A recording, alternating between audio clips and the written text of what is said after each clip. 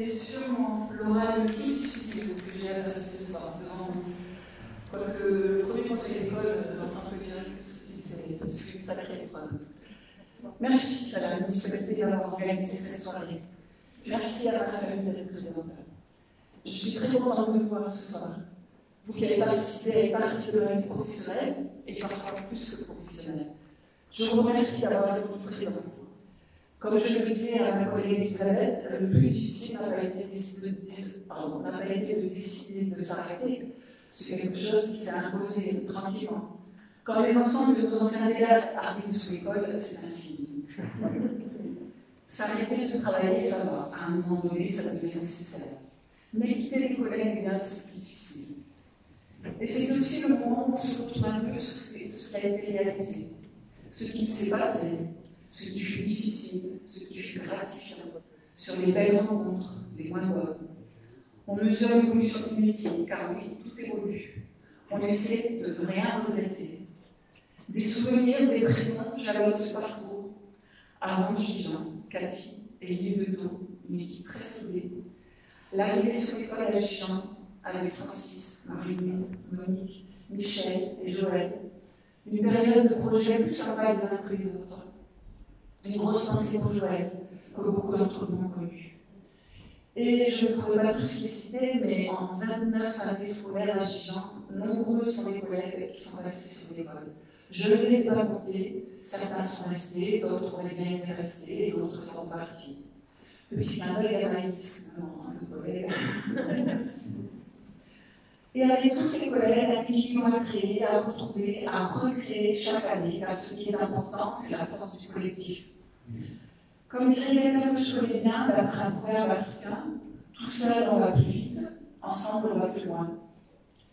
Grâce à cette force du collectif, nous avons cherché ensemble, nous avons essayé ensemble, nous avons partagé, nous avons galéré aussi, nous avons fait front, nous avons eu des accrochages, nous nous sommes soutenus et nous avons survécu.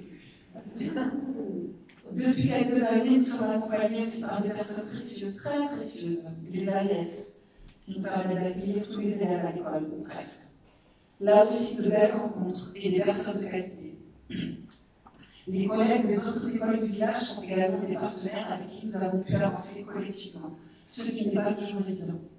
Et la stabilité de l'équipe des directeurs est un atout précieux. Dans une école, les enseignants et ADS ne sont pas seuls. Nous avons pu travailler avec une belle équipe d'animation, avec des projets bien ficelés, une grande adaptabilité. Nous avons d'ailleurs partagé quelques projets communs. Ce n'est pas toujours simple. Les municipalités qui se sont succédées ont chacun à leur tour permis aux enfants d'être accueillis au mieux sur ce temps, qui n'est pas l'enseignement, mais qui représente pour certains une bonne partie de la journée et de la semaine. La mise en place des TAP fut épique, mais l'occasion de tester la communication et la réactivité de toutes les parties. Sur un bulletin, on pourrait écrire en appréciation, après des essais-erreurs, le résultat est très satisfaisant.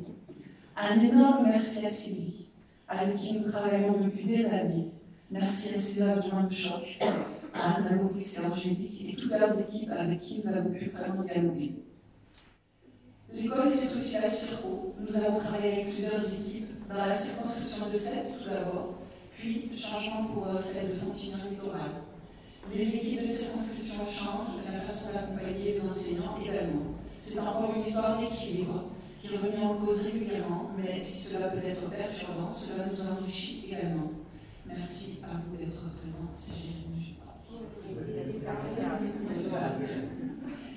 Et les élèves alors, et leurs parents. J'ai essayé de compter le nombre d'élèves que j'ai accueillis en classe en tant qu'enseignante, puis en tant que directrice. Mais finalement, j'ai abandonné. La première chose qui motive un enseignant, je pense, c'est quand même ce qui peut passer pour un cliché, mais qui est essentiel, c'est le « ça y est, j'ai compris, maîtresse ou maître ». Parce que finalement, si nous sommes enseignants, c'est bien pour cela. Et j'ai la prétention de penser que nous avons essayé dans cette école de mettre en place tout ce qui fait avancer un enfant, qui lui permet d'apprendre. Nous avons mis en place, parfois inventé, peut-être que ça existe ailleurs, des réponses adaptées aux élèves qui en avaient besoin. Nous avons réfléchi en équipe, nous avons accueilli en équipe, nous avons parfois souffert en équipe. Et dans le mot équipe, nous associons les parents. Ce n'est pas toujours facile et il faut du temps. Merci aux parents d'élèves qui sont là, d'être là ce soir. Pour terminer, j'ai lu quelque part que la musique mérite d'être la seconde langue obligatoire de toutes les écoles du monde. J'aimerais vous faire partager la playlist de ma carrière. Une chanson de troubadour pour faire la farandole au théâtre de Sète. Manu Chao pour fêter les 4 éléments au jardin public pour un spectacle magique. Un Madison ou Cotton Eye Joe pour faire danser les élèves et les enseignants. Makassi et ses percussions africaines en classe de découverte. Le bruit de dents cassées sur un micro. Le pouvoir des fleurs lors d'une soirée magique. Les belles reprises de Sweet Home Enfance pour la chorale. La réécriture de Être fan en mode émotion. Et le fameux Jaja et son clip fabuleux. Ça y est, j'ai réussi à terminer. Je vais retourner à ma nouvelle vie, en famille plus que jamais, avec les amis et en musique. Bonne soirée et bonne continuation à tous.